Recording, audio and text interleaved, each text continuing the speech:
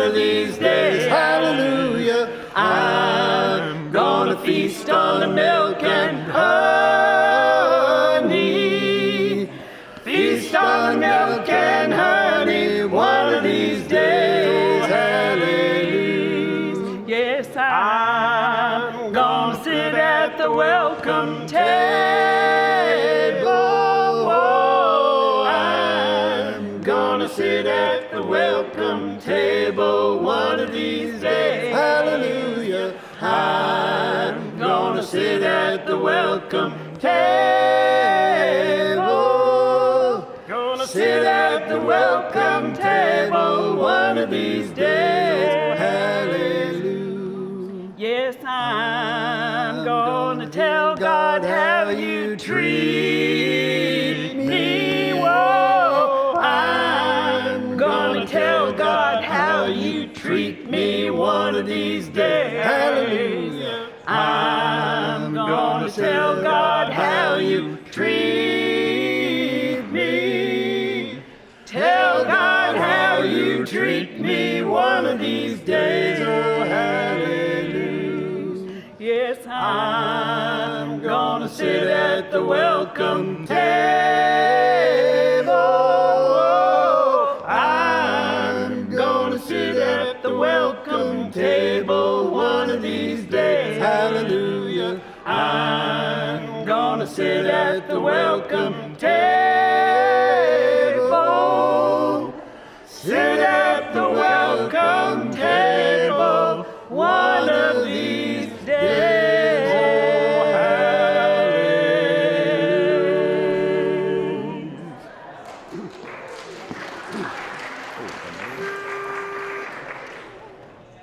Like a river.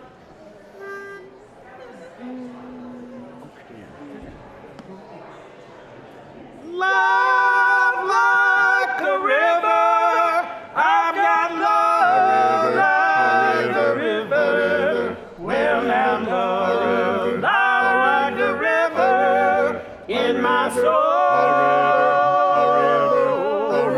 Well now, love like a river. Yes, there's love like a river. I've got love like a river in my soul. In my soul.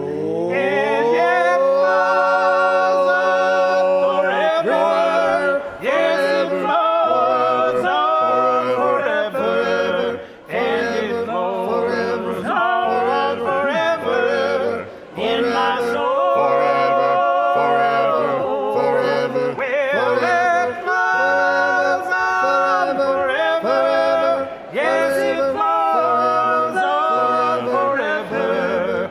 And it flows on forever in my soul. In my soul. Makes me love everybody. Yes, I love everybody. Well, I love everybody in my soul. Well, I love everybody. Yes, I love everybody. Well, I love everybody in my soul. In my soul. Yes, there's love like a river. I've got love like a river. Well, now, love like a river in my soul. Well, now, love like a river. Yes, there's love like a river. I've got love like a river in my soul. In my soul.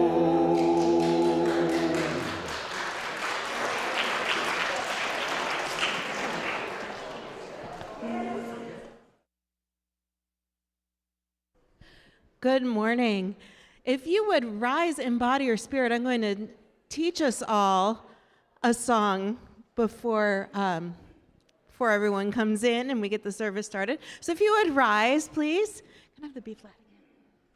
This is called Standing Stone by Melanie DeMore. And if you would sing it, I'll sing a bit and then you sing it back. So it goes like this. Some of you know it. I will be your standing stone. I will stand by you. Would you sing that with me? I will be your standing stone.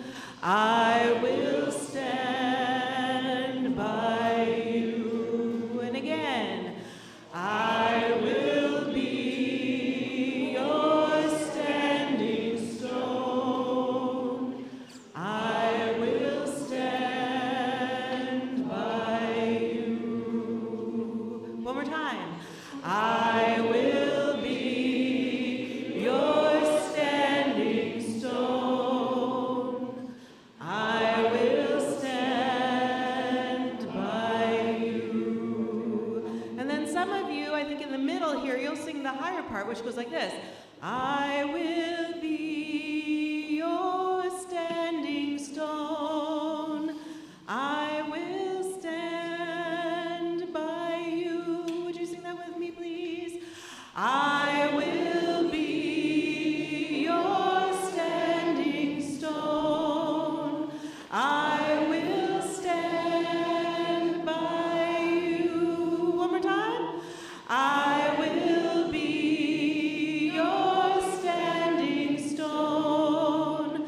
I will stand by you. And then over here we'll sing the lower part, which goes, I will be your standing stone. I will stand by you. And I will be your standing stone. I will stand by you. We're going to see if we can put all three of those together. So, I will be your standing stone. And then the higher part, I will be your standing stone. And then I will be your standing stone. Let's try it all together. We'll just keep singing it. Ready? And I will be your standing stone. I will stand by you. I will be your standing stone. I will stand by you. I will be your standing stone. I will stand by you. I will be your standing stone. I will stand by you.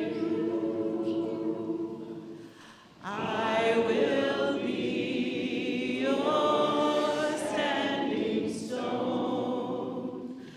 I will stand by you. Thank you. Please be seated.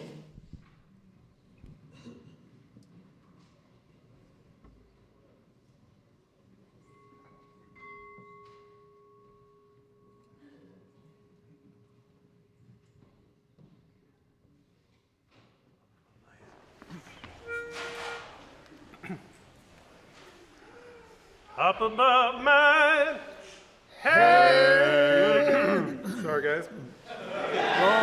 Wrong note. We'll follow the old man wherever he wants to go. Up above my head. I I see trouble in the air. Up above my head, I see trouble in the air. Up above my head, I see trouble in the air. There must be a God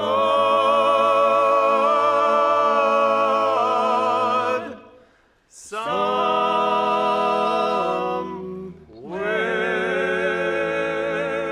Up above my head,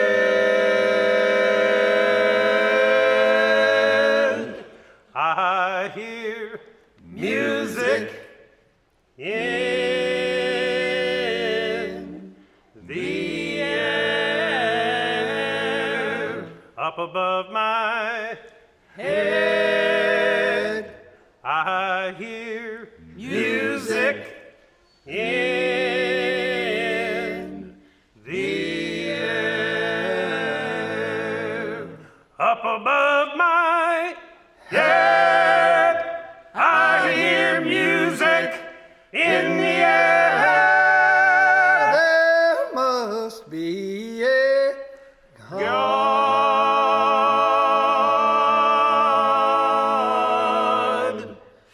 somewhere.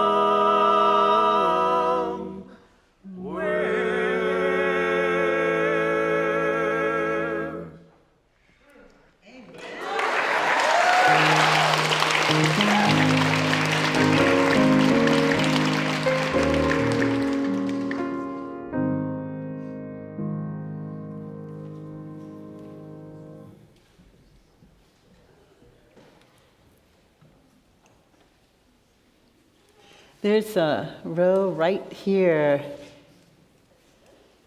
Lots of seats. Good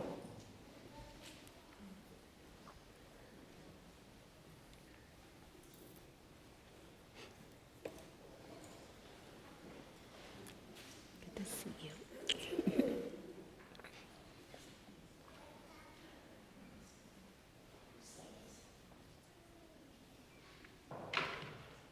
So I can't save the world, can't save even myself, can't wrap my arms around every frightened child, can't foster peace among nations, can't bring love to all who feel unlovable. So I practice opening my heart right here in this room and being gentle with my insufficiency. I practice walking down the street heart first, and if it is insufficient, to share love. I will practice loving anyway. I want to converse about truth, about trust. I want to invite compassion into every interaction. One willing heart can't stop a war. One willing heart can't feed all the hungry. And sometimes, daunted by a task too big, I tell myself, what's the use of trying? But today the invitation is clear, to be ridiculously courageous in love. To open the heart like a lilac in May, knowing freeze is possible and opening anyway. To love seriously, to give love wildly, to race up to the world as if I were a puppy, adoring and unjaded, stumbling on my own exuberance, to feel the shock of indifference, of anger, of cruelty, of fear, and stay open. May the light of our chalice this morning remind us to love as if it matters, as if the world depends on it. Good morning. Welcome to the River Unitarian Universalist Fellowship, or ERUUF, as we like to say. My name is Reverend Jacqueline Brett. I'm the lead minister here, and whoever you are, come on in. Wherever you come from, whatever your race, your gender identities, whomever you love, and wherever you are on your spiritual journey or in your search for truth, for meaning, for liberation, you are welcome here in beloved community. And if you are visiting with us this morning for the first or perhaps even the second time, I invite you to rise in body or spirit so that we might give you an ERUUF welcome.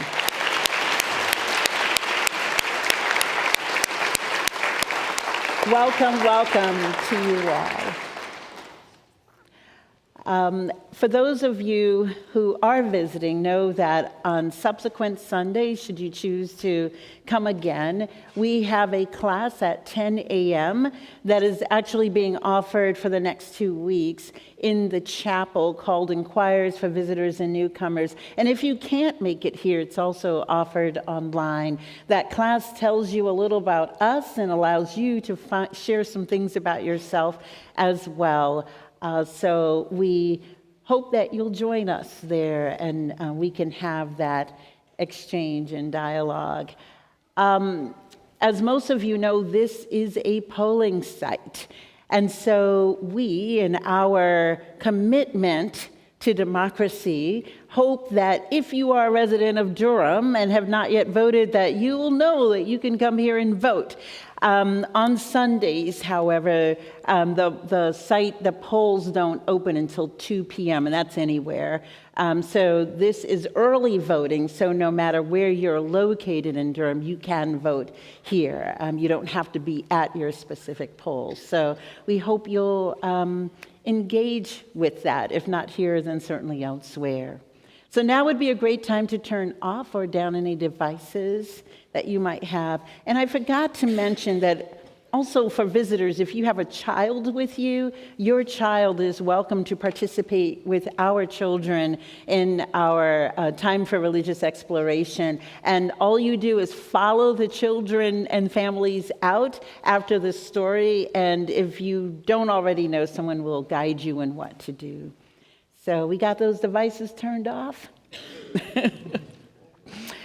So let's center ourselves into this time, into this place. And let's all together take a deep breath in and let it out. And let us begin.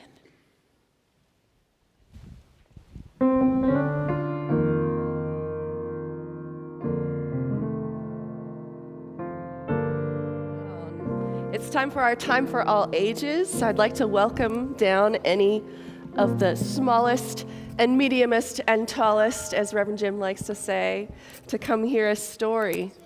My name is Rachel Bowman Abdi. I'd like to welcome all of you down. Hi, Carolina. Hi. My name is Kelly. Oh, nice to meet you, Kelly. Hi, Zinnia. Come on down, come on down. I'm going to read a story today called Everything Grows in Jeddo's Garden. And this is by Janan A. Matari, illustrated by Aya Ganame. Everything grows in Jeddo's garden. Mama says I have 2 homes, one here, one far away in a place called Palestine, where we will go one day. Sometimes I really miss the home I've never seen, but I can taste its sweetness in my Jiddo's rows of green. Jiddo is an Arabic word for grandpa. Jiddo grows all kinds of things, vegetables, fruits, and flowers. He can grow almost anything with his green thumb superpowers. There are sour green Janarek plums growing high on trees above, and wara inab grapevine leaves our mama fills with love. There's crunchy green kiyar and plump red bandora galore. So, cucumbers and tomatoes. He brings them to the kitchen. Teta sings and calls for more. Teta is grandma. And from one tree that Jeddo raised in dirt all full of stones, the best of all are figs that are his favorite taste of home. One day, as we picked fruit, I asked him, Jeddo, tell me, please, how did you learn to garden and make magic from small trees? As he pulled down a long, strong vine, he finally replied, my Baba had a garden at our home in Palestine. Baba means dad. He taught us how to grow our food and take care of the earth, the way our people always have, since long before my birth. The sweetest of Jaffa oranges, the smells of za'atar pies, Jiddo whispered softly, wiping sadness from his eyes. So I asked him quietly, then why did you leave? Our land was taken from us. Our family had to flee. These are images of people leaving their homes, and this is a true story. The person who wrote this book did actually have a grandfather who fled Palestine in 1949. Yeah. Will we all go back someday? I hope so, he replied. But for now, I tend a garden. I will show you how. He said, Palestine remembers us no matter where we go. So I learn all I can from him to help his garden grow. I learn that deeply buried seeds will try with all their might to reach up for the surface and branch out into the light. I always like it when we get to turn a book this way. And even when storm clouds hide the sun and cause the days to darken, the home rooted in his heart makes everything grow in Jiddo's garden.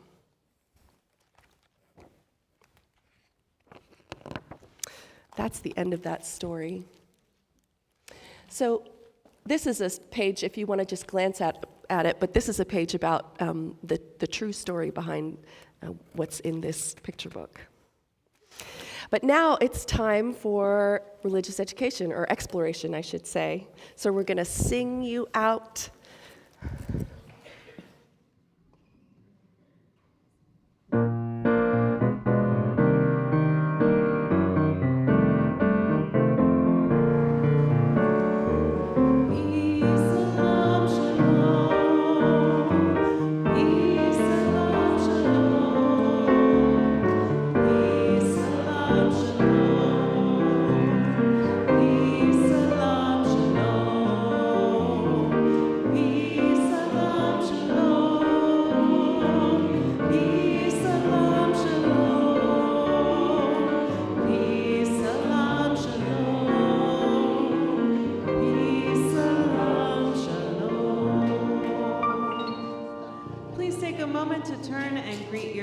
Especially if your neighbor is someone you don't already know.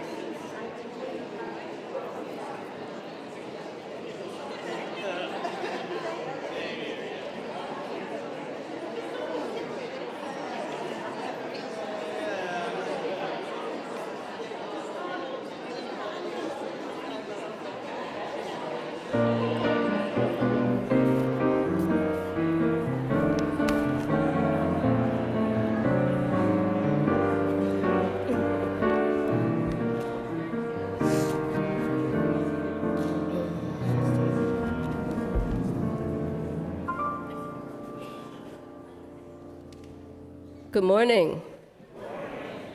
Hola, buenos dias. Hi, I'm Leslie Zeldin, and I'm here representing ERUUF's Latin American Migrant Action Group. In 2021, our team received a grant from the ERUUF Foundation to build congregational capacity for activism across borders. We began reading, studying, learning, asking questions, and planning how we might engage immigration justice as a lived commitment. You've heard how we sent 2 delegations to Honduras last year to participate in workshops, standing alongside human rights activists in Central America to learn about the root causes of migration. Most recently, last October, we brought attorney René Valiente of El Salvador and Terrapam to Durham, both members of Cristo Sal, our human rights partner organization in Central America. Many of you heard from them in that transformative immigration justice weekend, during which more than 100 people from ERUUF and other area congregations and partner organizations participated in workshops, worship services, and a benefit dinner. Together, we raised nearly $25,000 to support Cristo Sal's important work in Central America. We've built a deep and meaningful relationship with our amazing partner, Cristo Sal. I personally developed a deep respect for their work, commitment, and bravery after spending the weekend at their side, listening to testimonies and stories which they have now documented for the world to see. We deepened our understanding of why migration exists, who these migrants are, and what role our country has played and continues to play in this international crisis. The timing of the weekend was powerful. That same weekend, ICE operations began in North Carolina. What could have been a moment of fear became a moment of clarity and commitment. People plugged into local networks and asked, how can we show up? And they did. This important work has enabled us to build lasting capacity here at ERUUF. We've built partnerships with local groups, Siembra and Refugee Community Partnership. We've made meaningful connections with other congregations, Judeo Reform Congregation and the Community Church of Chapel Hill. This work also created pathways for learning, for solidarity, and for shared ministry. Most recently, in the e-news, we shared Cristo Sal's webinars addressing the important topic of confronting authoritarianism, work they are now engaged in conjunction with the Unitarian Universalist Service Committee. And the work continues to affirm a vision of who we are and who we are called to be. We plan to continue our partnership with Cristo Sal. Thank you to everyone who showed up to welcome Cristo Sal last October. We hope you will continue your engagement with our team as we expand partnerships, strengthen leadership, and create a deep and lasting commitment to migrant justice. Gracias.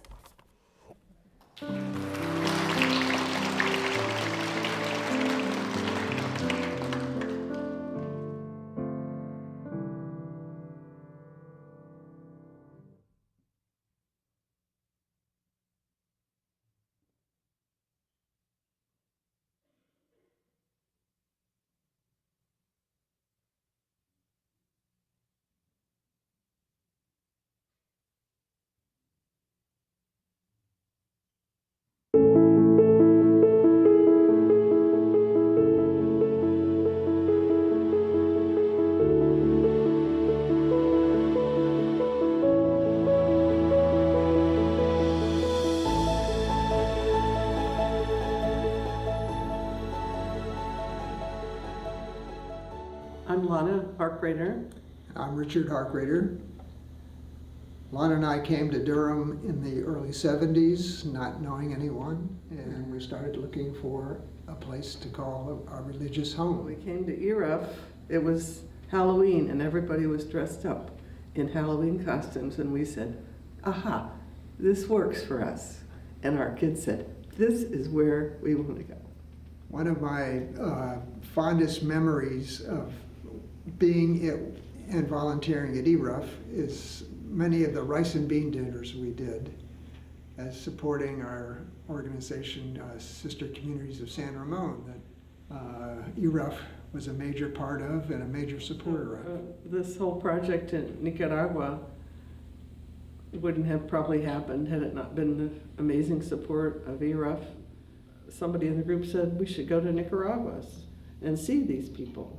So we did, and that's was a wonderful thing for us for 30 years or more, 35 years. Mm-hmm. And well, you've done RE, you've led RE. Yeah, I led some RE classes.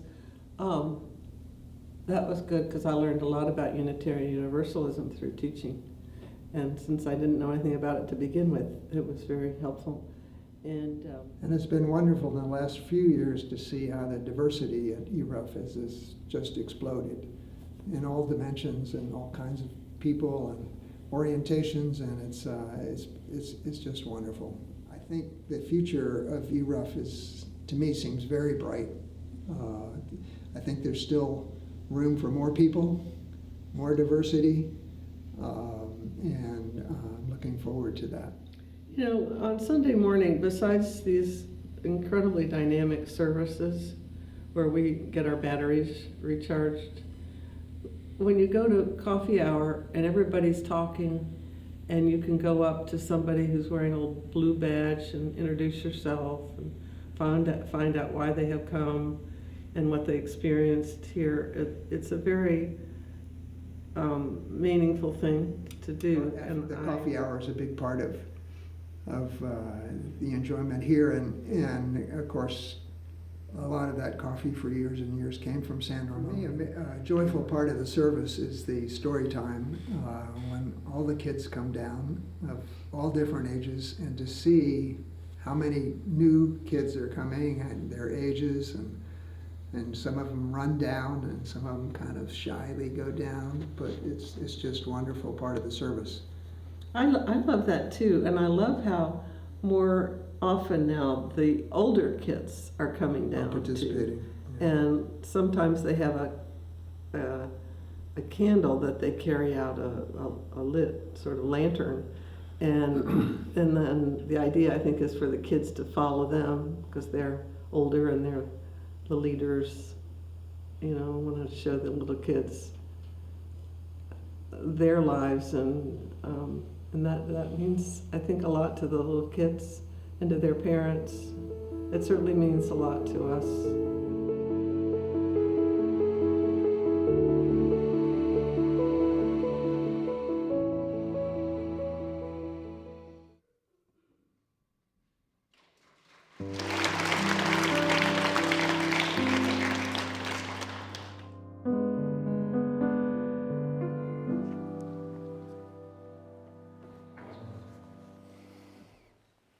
Please join me now in the spirit of meditation and prayer.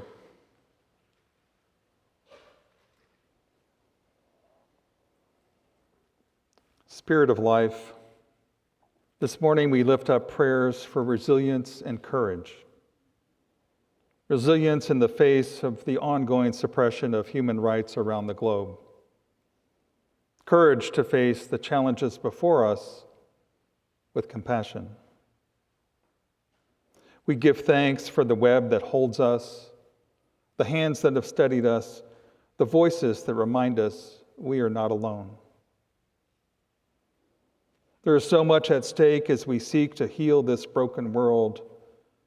In this time of uncertainty, we ask for courage and strength to meet the challenges of the day and to meet divisiveness and polarity with equanimity and love, knowing that together we will do what none of us can do alone. Each week we also hold in our hearts joys and concerns. This morning, We hold in our hearts and pray for the people all the world over facing war and conflict. We hold in our hearts all who may be facing food or housing insecurity and who may have been forgotten. May they know comfort and support. We hold in our hearts all those in our community and in our own families facing grief, loss, or illness. We hold in our hearts all children everywhere, that they may know care, love, and belonging. Let us take a moment to also hold all the joys and successes that lay before us in life. May we continue to celebrate these moments on the journey together. Let us remember to embody resilience together as a practice of returning to ourselves, to one another, to the work of love. We lift up all of our prayers and blessings and honor this moment together in silence.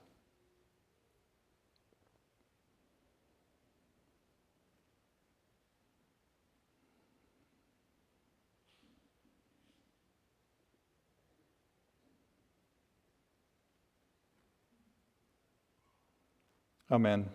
Ashe, and blessed be. Our hymn for meditation this morning is Be Still and Breathe, and the lyrics are on the screen.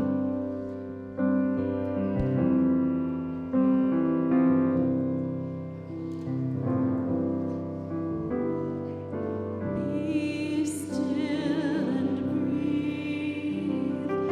Be still and be.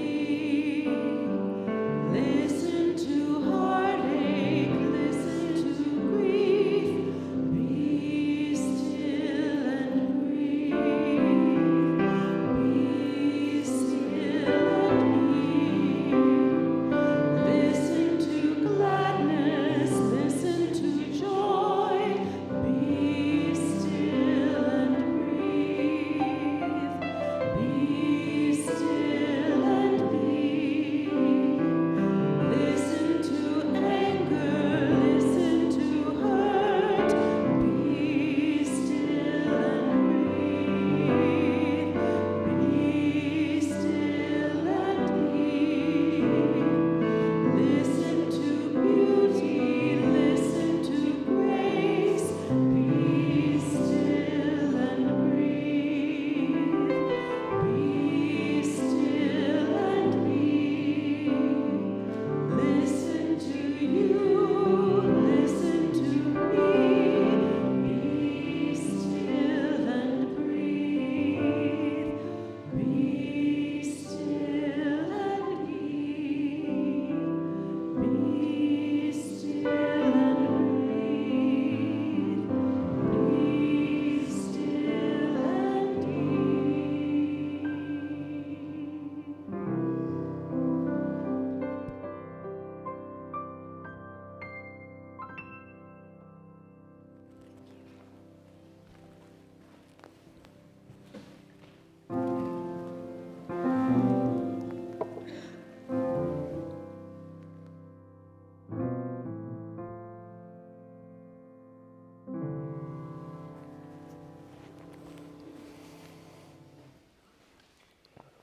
This morning, we will share a conversation centered on the questions that you, the congregation, submitted for this service. For context, Reverend Jacqueline was invited to participate in a solidarity delegation to Palestine in January, sponsored by the organization Unitarian Universalists for Justice in the Middle East, and coordinated with Sabeel, a Palestinian Christian ecumenical theology center. Today, she will respond to questions by sharing her experiences on this trip. Of course, there's a great deal more to share than can be covered in our brief time.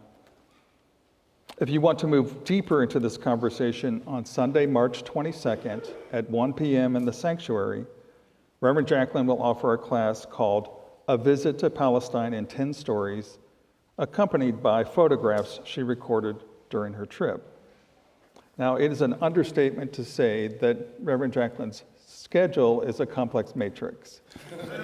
And when this was scheduled for this class, we only discovered later that the ERUUF Jewish Fellowship meets at that same time. And the fellowship is invited to the class, but if they have other things they're tending to, that's completely understood. Reverend Jacqueline, as we get started, is there anything you'd like to say? Of course. So 2 things. First, I have written notes here because there is a lot to be said and about all of this, and I need to stay on point given the limited amount of time we have in this moment. Second, it is acknowledging that some of the things I share will be upsetting to some, and know that it was also upsetting to me, and it remains so. And I actually think there's nothing wrong with that, feeling upset. My aim is not to upset anyone, but simply to share my experiences and the perspective I've gained from them. And in this, some of us might disagree, and that I believe can be okay too, as we all wrestle with what is going on between Israelis and Palestinians and how it impacts all of us, spiritually, mentally, and emotionally.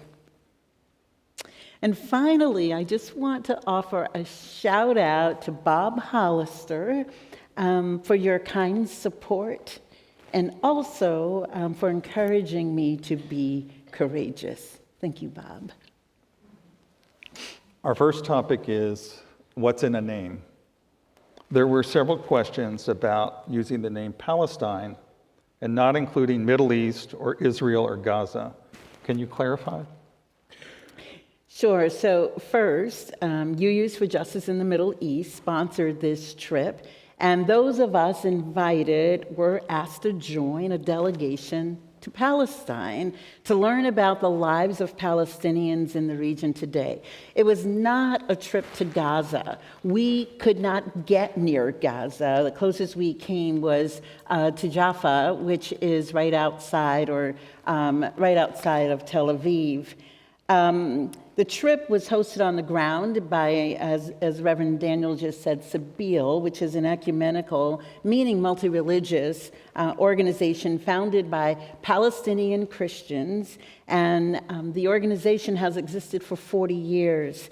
Their focus is on Palestinian liberation theology, with a strong commitment to finding non-violent solutions to the 70-year conflict between the people of Israel and Palestine. So it was clear to all of us who were part of that delegation, that the purpose of our trip was to witness, to center, and to listen to Palestinians. I had no idea that the name Palestine was a source of distress for some people of Jewish background. And I say some because I am in personal relationship with many people of Jewish background, including someone I live with, for whom this is not a source of distress. And actually, they speak about Palestine by name all the time. And there were also 2 people of Jewish background on our trip as part of the delegation.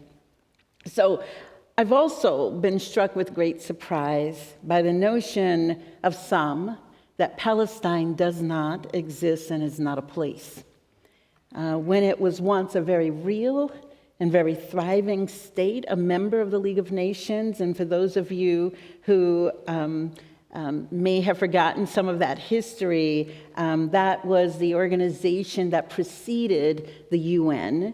But it was a place with real people living on those lands and who continue to live there, including people who identify themselves as Palestinian Jews. So I am shocked and disappointed to learn that taking place in Israel is an ongoing attempt to erase the existence of the indigenous people of Palestine in multiple ways, the most benign of which, we might argue, is in the rewriting and retelling of the history of that region, which is actually similar to what has happened in our own country with the indigenous people here in North America. And so also I just wanted to share that the reason I chose the image that was selected for today's service is so that we as Americans, no matter what our background, can begin to understand some of that history. The artist, Mr. Krauss, who created the poster and is no longer alive, created many posters inviting Jews to visit Palestine. And so to know this history, to say this word is not meant or intended as an insult or to disparage anyone or to be anti-Semitic. It is simply to name a place and its people, the overwhelming majority of whom are unable and not permitted to become citizens of Israel. The second topic is Gaza. A notable theologian, Elijah Zayue, who is at Georgetown University, has written that Gaza is the greatest moral and theological failure of our lifetime. What is your perspective on this? So as mentioned earlier, this was not a trip to Gaza, but to regions where Palestinians live or once lived. Our group stayed in East Jerusalem at a Catholic guest house. So East Jerusalem is the part of Jerusalem that Palestinians reside in and are limited to, East Jerusalem, and that's where we stayed.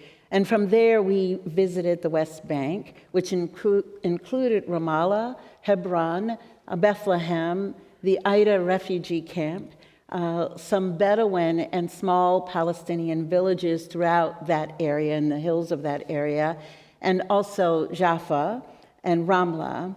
We also visited the old city of Jerusalem, where the holy sites of Judaism, Christianity, and Islam exist. So in response to this person's question, based on what I learned and my experiences there, I actually believe this entire situation, long before Gaza, is actually a great tragedy for all the people involved, every single person. It is a tragedy. No one is winning there because everyone there has a right to exist, not one group or the other or over the other. Everyone has a right to exist. And even the people who are most privileged and living in relative comfort are also living with what is clearly a palpable relative fear. And this fear has become expressed not only by what is being done to Palestinians, but also by what the Israeli people are choosing to live with, which is characterized as democracy, but in actuality is a militarized, apartheid, surveillance state. And this was actually the most shocking and heart-shattering thing for me to realize within the first 24 hours that I was there. So my perspective is that no one can ever be at peace. No one can ever be at peace or safe when choosing to live this way, when choosing to create this.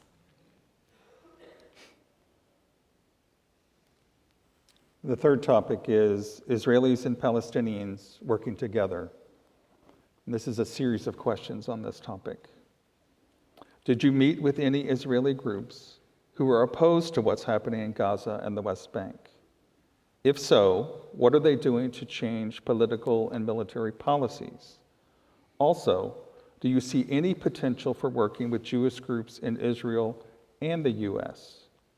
And can you share stories about Israelis and Palestinians working together to get to know each other? So we were told about Israeli groups that oppose what is happening in Gaza, but it's not clear to me what these groups are doing to actually change policies.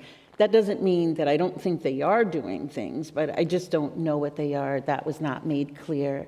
We also met with representatives from groups who are attempting to forge relationships and understandings through dialogue and connection.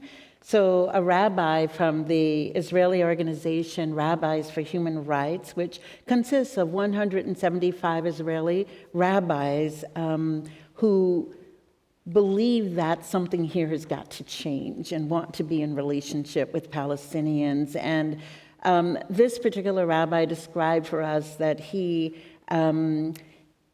engages by working with Palestinians on their land. He felt very strongly that one of the ways to form connection is when you are embodied together, not simply talking, but doing something together. And he felt by putting your hands in the earth and actually being in the land together. And he spoke about, how they planted olive trees and how that's what they still do. And olive trees, for those of you who don't know, are almost a sacred tree for Palestinians and have a great deal of meaning.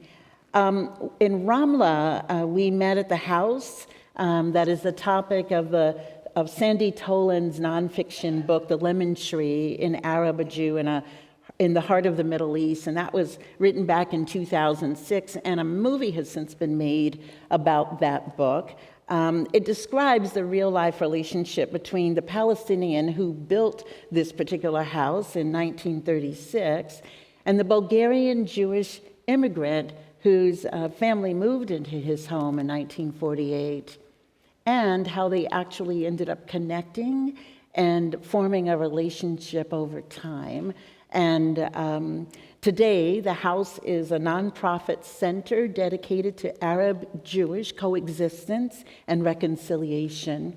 The programs, and they have many programs there, but they have a program which includes an Arabic-speaking nursery school, summer peace camps for youth, parent networks, and also serving as a neutral site for dialogue. And this organization is run by two women, one Israeli and one who is Palestinian. The next topic is the path to peace. And the question submitted is, given that Israel and Palestinians seem committed to one another's mutual destruction, and after what you have seen firsthand the horrors of what that looks like, how has your trip helped you clarify what a path to peace might entail? So I have to say, I felt this question was filled with judgment. And, I also say, given that, and I know that that's a belief that it's easy to have, right? But I will say that I don't share that belief. I don't believe that all Palestinians and all Israelis are committed to each other's mutual destruction. That is not something I believe. I met with people who appear to genuinely want peace and want to figure out a way to have that. And there were two things that I found interesting. First, among the Palestinians was, and this was said in multiple groups that we met with, a recognition among Palestinians of Jewish trauma. And they identified it as being three-pronged. They recognized that Jews are traumatized by historical anti-Semitism, especially that which emanated from Europe. They also recognize the trauma of the Holocaust. And they recognize that trauma is being recreated daily by what has been created in Israel now. And that is something that is in itself problematic. It's not a healing situation. It is a situation that keeps re-traumatizing both the Jews and the Palestinians. One of the things that I found very interesting, really interesting to me, were the many young Palestinians who do not want a two-state solution. They want a one-state solution. They want the elimination of borders. They want the right to become citizens. And, one said to me, I don't care what the place is called. I want to be a citizen, and I want to be treated with the same dignity, respect, and rights as anyone else has here. And this person owns this place called the Education Bookshop, which was phenomenal, but also said that almost 75% of the younger Palestinians feel this way. And it was actually, as we met with different groups, that it was the older Palestinians and Israelis who only felt the option was a two-state solution, which is always interesting, right? Just how, the elders feel and the vision that the younger people hold. And I think I found that really interesting. Yeah. The next topic is, what might we do? How do we engage? And there's a series of questions here.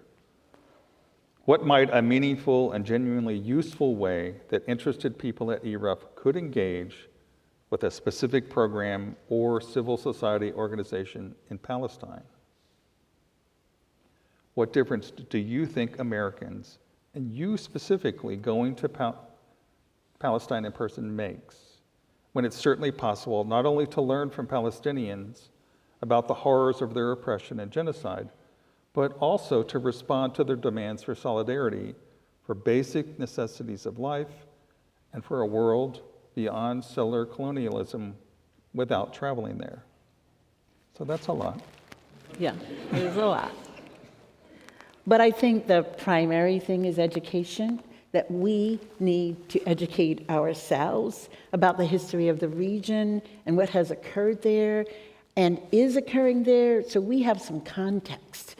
Because it's easy to want to do stuff, but I actually think and realize for myself that we need context. We have all been given a particular narrative, and most of us have not questioned that narrative.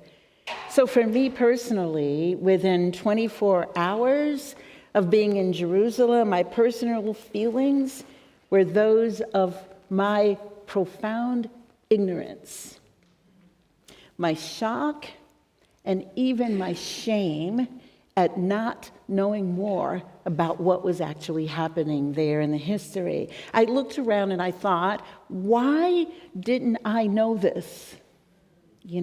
Why hadn't I understood what was being done in my name as an American? The policies and all the things that were being done in my name. For education, we can easily join UU's for Justice in the Middle East, which is UUJME. They have a website. They make it easy to get involved, to know everything from legislation to other ways that we can be helpful as Unitarian Universalists. They also periodically conduct a class called Palestine 101. There's actually one happening this evening. I didn't even know it until I went on the website. And so there's one happening this evening at 6 p.m., but there's usually one occurring about once a month. And I think it's important that it's an easy way to find out more. And you have to sign up, though, to attend, so just sign up on their website. So support. It was always interesting, and we know this in justice circles, that you always ask the people that you're wanting to help, what is the help that they feel they need, right? What they said to us, and this was more than one group, almost all of them said, we care less about your money, that often Western money comes with strings attached, strings about what we can and cannot say, what we can and cannot do.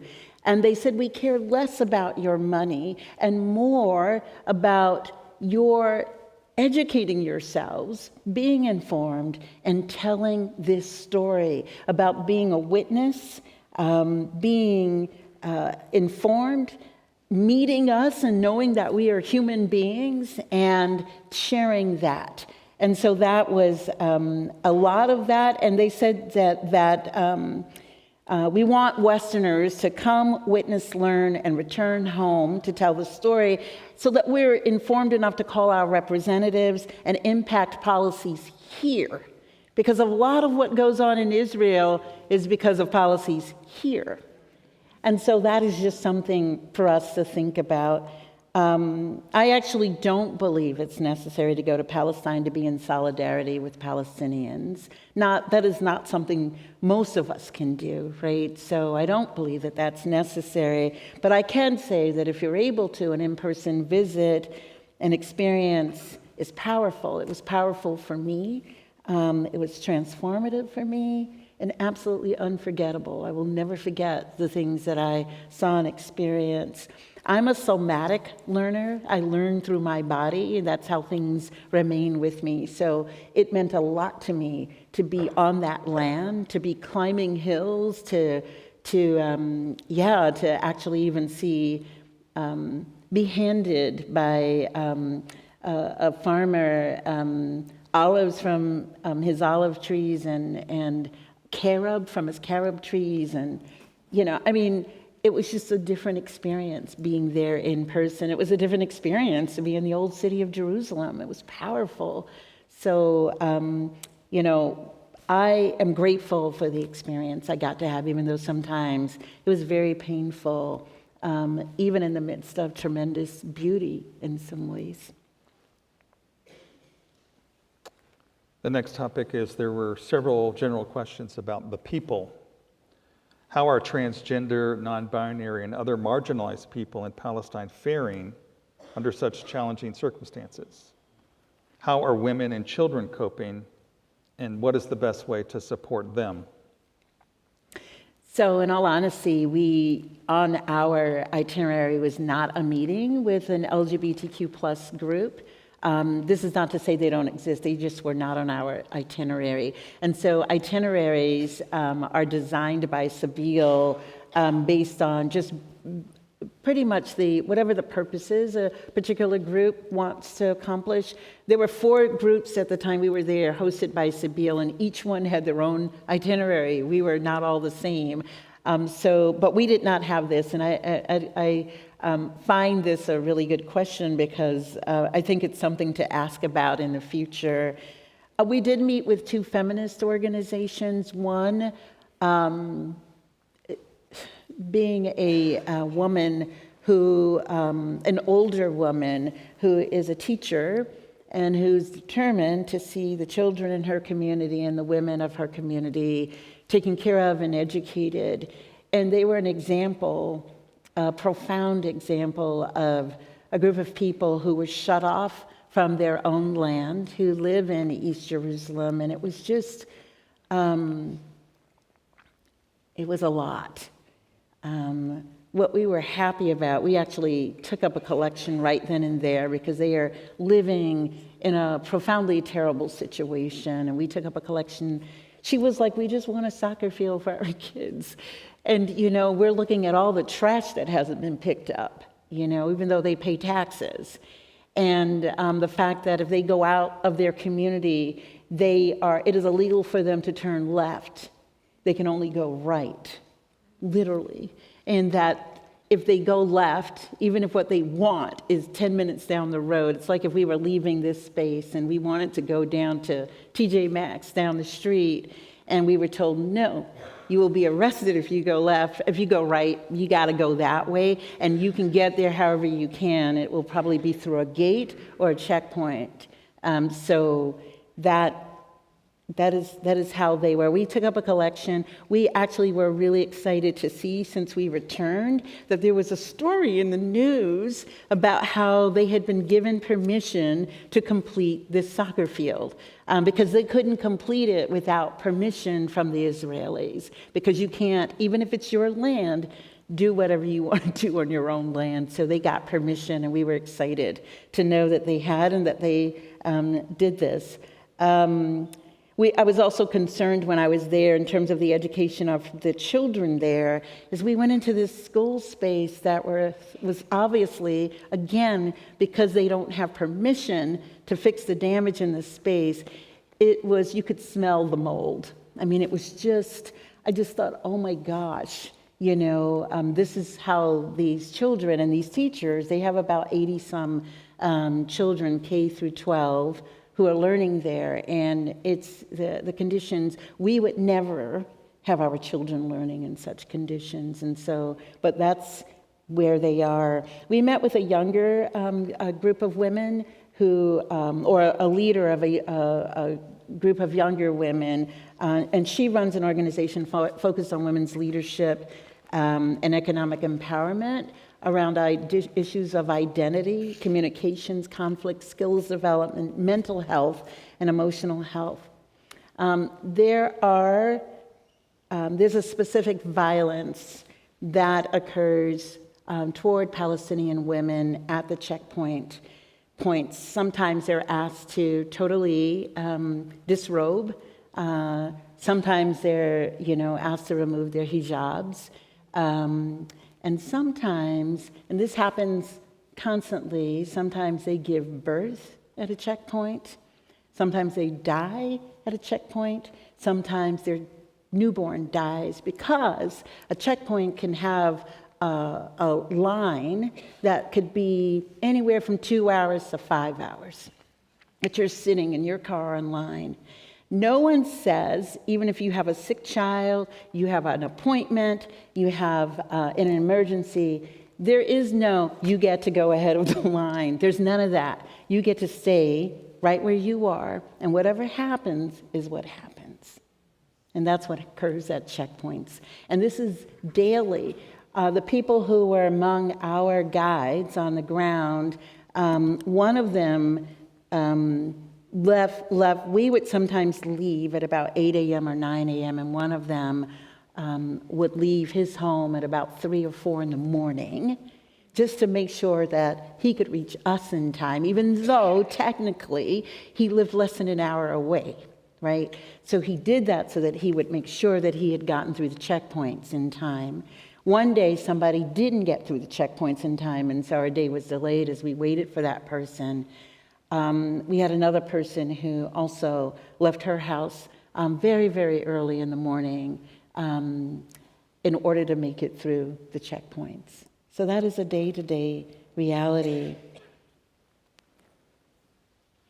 The next topic is heartbreak and joy. What moment of heartbreak and moment of joy will you carry with you in the weeks, months, or years to come? How will those moments be reflected in your resistance and or resilience moving forward? So as you all might guess, there were many, many moments of heartbreak. And several specific ones stand out for me that I will not forget. The first was that within the first 24 hours, I thought, oh my gosh, this is Jim Crow. By 12 hours later, I was like, oh no, this is apartheid. There are places, Palestinian, their very movements are limited. They're limited by walls that get erected, even though you might have a neighborhood, and all of a sudden a wall is going up, and you can no longer move in the direction that you're moving in because now there's a wall in front of you. And it might be on your property, and there's nothing you can do about it. There is, I told you about some of the checkpoints and the gates. So Israelis and Palestinians have different license plates so that the people in that car can be identified without, easily identified. Like you would know who's an Israeli, you would know who's a Palestinian just by looking at the car and the license plate. The Palestinians, Sabeel invited South Africans. Sabeel, actually, many of the Palestinians identify with African Americans and the civil rights movement here. Actually, when what was going on in Ferguson was occurring and they were being tear gassed in Ferguson, it was Palestinians who called the leaders and said, here's what you need to do for tear gas. They really identified with African Americans here. They also identify with South Africans, Black South Africans. However, they invited Black South Africans to come, and the Black South Africans said, your situation is much worse than what we encountered because they don't want you on this land. They're trying to remove you from the land. They weren't trying to remove us from the land in South Africa because they wanted our labor. But in this place, they're trying to remove you from the land. And so that was a very big distinction. There is restriction in the water. So a good friend of mine, so Palestinians are only given water for a certain number of hours a day. Literally, like 4 to 5 hours a day. And we were told that the way we could figure out a Palestinian home versus an Israeli home was the water cisterns on top. So like some of you might have those big rainwater things in your yards. Well, they have them on their roofs in order to be able to catch water that they might need in case they run out of water. Like, water is a real deal. And sometimes the water might have originally been on their land, and now it's been redirected to the settlers and the Israelis. And so they get a certain amount of water. That water is free to Israelis. It is not free to Palestinians. They have to pay for the water that they get. Yes. I also, for the first time, really got, and I get it here, but just see settler colonialism in action, right? So, I think it's really important to point out to everybody here that this did not happen with Gaza. This was happening long before Gaza. Once again, it's about the history of this country. This all began many years ago with the indigenous peoples systematically, just like the indigenous people here, being pushed into smaller and smaller spaces, and a treaty never being honored as it was originally created. That happened here, that happened in Australia, and it's happening in Israel. The military is also everywhere, which is shocking. There is no police. It is the military, and the military is everywhere.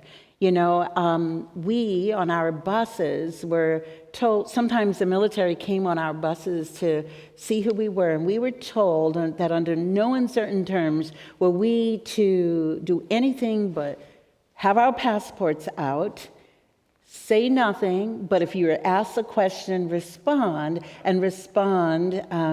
with as little information as possible. And this was military coming on our buses with drawn weapons. This was not just people in uniforms. This happened constantly. They're everywhere, and it was just shocking to me to see what it means to live in a situation where military is everywhere. They were not as prevalent in West Jerusalem, which is where the Israelis live, and it is actually possible, if you're Israeli, to live your life and not encounter a Palestinian if that's what you want to do. Someone was telling me that used to be the way it was in here in Chapel Hill and this area when during the Jim Crow era, that if you were white, you could be in this area and not see a black person if you didn't want to. You could live your life, and, yeah.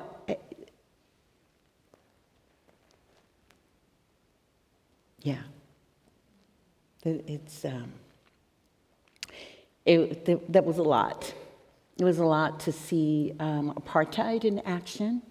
And it was a lot to see what it meant to be around a militarized state. There were times when we were told in certain places to not see anything because we were shown where the listening devices were. We were also told not to point our cameras in those directions because often there were military, there were soldiers in maybe turrets or whatever that we were not to point our cameras in those directions. So, yeah.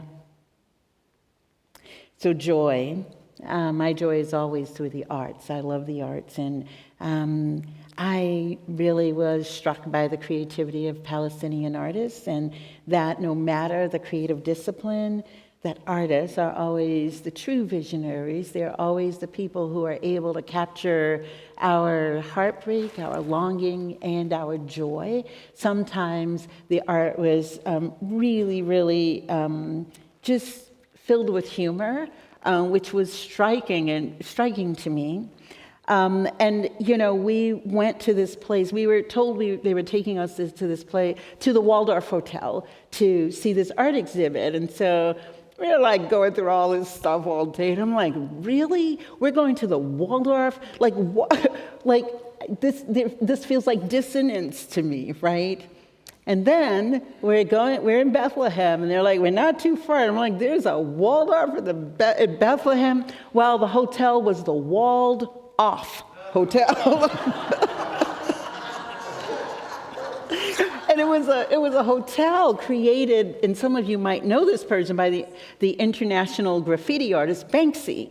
And so Banksy, for those of you who don't know, has been around for a couple of decades now, and sort of does like this guerrilla art that you could wake up in the morning and suddenly see this big, you know, sort of graffiti art, you know, in your area. You know, like there might be like a wall or something downtown Durham, let's say, that Banksy might decide to put a message on. And so Banksy is known internationally for doing this. Well, Banksy constructed this hotel, and literally there is a wall in front of it. And the wall wasn't there always. The hotel had been there. And then the Israelis erected a wall, and I will show you pictures of these walls when we, for those of you who come on the 22nd, because they're profound. It made me understand why we have someone in this country who believes that they can actually create a wall along the southern border in the United States, because I saw these walls. But Banksy created this wall and then started to put graffiti in it and invited other Palestinian artists to do the same. And they had messages on the wall like, make hummus, not war. You know, they had like some graffiti of two angels like in the seam of a wall trying to pull it apart. You know, it was just, it was beautiful, and some of it was also heartbreaking. There were also heartbreaking messages, and when you went into the hotel itself, you got to see, there was a gallery with the art of Palestinian artists, which was beautiful. And also a museum with some of Banksy's work. And this place is regarded as the largest collection of Banksy's art. So, and I will move this along because I can see we are behind out of time. But yeah, that's what brought me joy, was art. The next topic is resilience. During your experience in Palestine, what are some ways you were able to care for your mental, physical, and spiritual being while ministering to others? So a lot of it was simply camaraderie with my fellow travelers. We just spent a lot of time on the bus together. Sometimes we were very quiet because whatever we had just experienced was really profound. And sometimes, you know, as people often do, you know, you make jokes to deal with the heartbreak that you're feeling. But we also shared meals together at breakfast, at dinner. And also, you know, each day at lunch, we were treated to a meal by Palestinians, whether it was in a restaurant or whether it was in someone's home. And sometimes the places we went, the people were profoundly poor. You know, going into a Bedouin village, you know, But we talk about radical hospitality here. I experienced radical hospitality by people who had so very little, and some people had more, but it was a radical hospitality. Either a meal was cooked for us, or most of the time, what people could offer us was simply a small cup of Arabic coffee, which I am now addicted to, or tea. It was just beautiful because we didn't expect anything. We were not expecting anyone to give us anything, but they insisted. It was their custom, so we accepted. I actually said metta daily, which is my practice anyway, but and that is the metta meditation in Buddhism. May I be happy, may I be healthy, may I be safe, may I be awake and free. And so I said metta. So you say it for yourself, but you also say it for others. I said metta for myself, and on some days I said it for the Palestinians, on some days I said it for the Israelis, on some days I said it for the soldiers, on some days I said it for all beings, all of us, every being existing on that land. I journaled a lot, and I asked a lot of questions in my journaling, questions that I'm still sitting with. Questions like, who do we become when we say we want liberation and freedom? What does it look like when we have it? And who might we be excluding from this liberation and freedom that we say we want?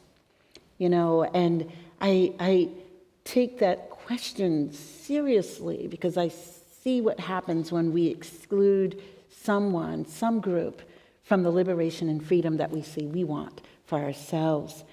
And so the question is, who do we become when we use exclusionary means in claiming our right to exist, our right to have safety, to be free? How do we treat people, any person overall, and who do we become in the process of how we're treating people? Something to always think about. And I am still sitting with the question of what does it really mean to be courageous? I have felt like I've had acts of courage in my life, and yet I was impacted by a level of courageousness that I had not experienced before. And so I'm sitting with that question, and even my hesitancy to say certain things here. I thought, what the heck? No one's bombing me. No one's you need to be courageous in this moment, to not be afraid or give way to fear or my own cowardice. And I think it was the first time I confronted that in myself. I also reflected on my UU values, and I cannot say enough to you all. They mean something in this world, and we really need to be living into them. And I am more committed to my UU values than I ever have been before. As we come to the close of our time, I want to thank the congregation for submitting such thoughtful questions, even if we couldn't get to all of them today. And Reverend Jacqueline, I want to thank you for your heartfelt sharing and reflections on this challenging trip. Is there anything else you'd like to add? Of course. So, I just want to leave you with some words, and these are sentences from an introduction to an anthology of Palestinian poetry, which was released last year, called Heaven Looks Like Us, and it was edited by George Abraham and Noor Hindi, and they wrote, "We are writing from one of the darkest moments of Palestinian history into a future whose shape, let alone existence, is unknowable to us. We are writing from the event horizon of another world, and thus the times are filled impossibly with terror. We are writing from the event horizon of another world, and thus the times are filled terrifyingly with possibility. We are writing from the event horizon of another world, and thus the times are filled impossibly with love. We are writing from the event horizon of another world, and thus we are writing from the event horizon of the impossible. We encourage every reader to do what they can to fight for Palestinians while we are still living. We are asking you to love us impossibly. Amen, everybody. Ashe and blessed be.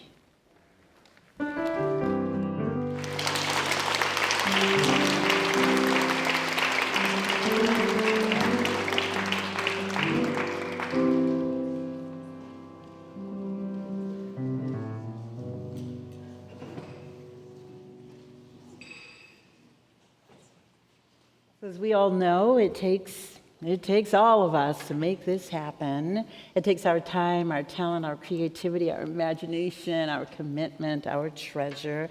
And as the greeters come forward, know that today's collection is going to the Durham Literacy Center.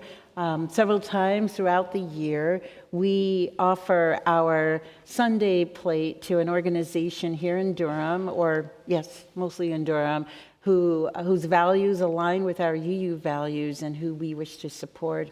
So if you don't have anything to put in the pouches, please direct your device at the QR code and you'll be sent to our giving portal. In the drop-down menu, just select Generosity Sunday.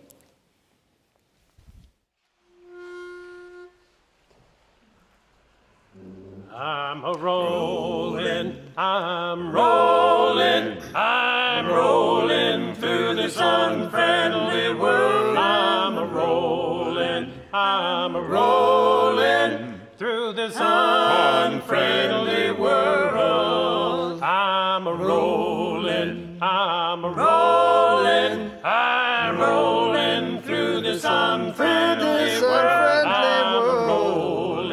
I'm rolling through this unfriendly world. Let me hear you now. Oh, brother, won't you help me?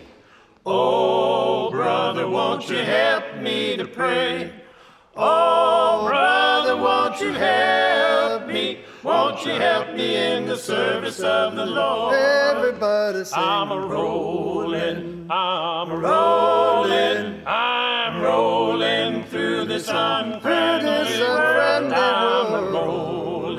I'm rolling through this unfriendly world. Sing it higher now. I'm rolling through this unfriendly world. I'm rolling through this unfriendly world. Well, you've been my water, you've been my bread. I'm rolling through this unfriendly world. Hey, you've been my doctor on my sick bed. Through this unfriendly world. Oh, sister, won't you help me? Oh, sister, won't you help me to pray? Oh, sister, won't you help me? Won't you help me in the service of the Lord? Let me hear you now. I'm rolling through this unfriendly world. I'm rolling through this unfriendly world.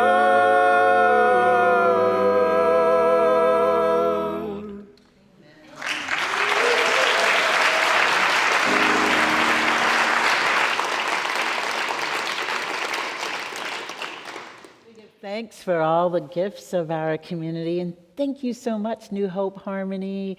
Thank you for your voices, and thank you for your selections. I really appreciate them all.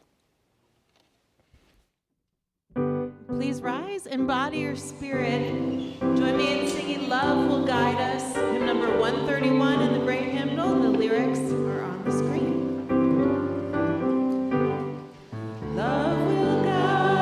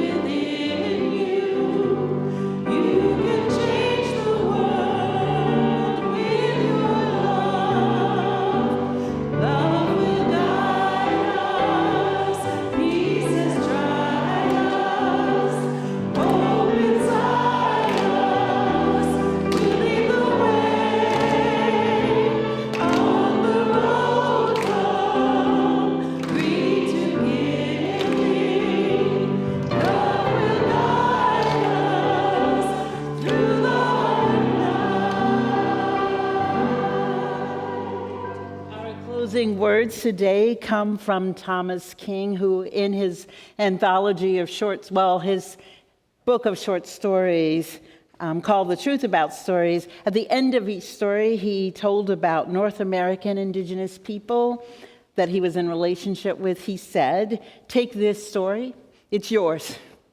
Do with it what you will, but don't say in the years to come that you would have lived your life differently if only you had known this story. You know it now." Go in peace, my friends. Go in love. Go with courage. And go knowing that you are not alone. New Hope Harmony is going to sing some our postlude, but you can stay and listen, or if you have to leave, we understand that too. Or you can stay and sing along. There you go. Amen, ashe, and blessed be. I'm going up on the mountain. I ain't coming down till morning. I'm going up on the mountain. I ain't coming down till day. That's right. I'm going up on the mountain. I ain't coming down till morning. I'm going up on the mountain. I ain't coming down till day. I'm going up to set my soul free. I ain't coming down till morning. I'm going up to set my soul free. I ain't coming down in chains. That's right. I'm going up on the mountain. I ain't coming down till morning. I'm going up on the mountain. I ain't coming down till day. My Savior lives inside of me. All I got to do is just to set him free. My Savior lives inside of me. All I got to do is set her free. That's because I'm going up on the mountain. I ain't coming down till morning. I'm going up on the mountain. I ain't coming down till day. That's right. I'm going up on the mountain. I ain't coming down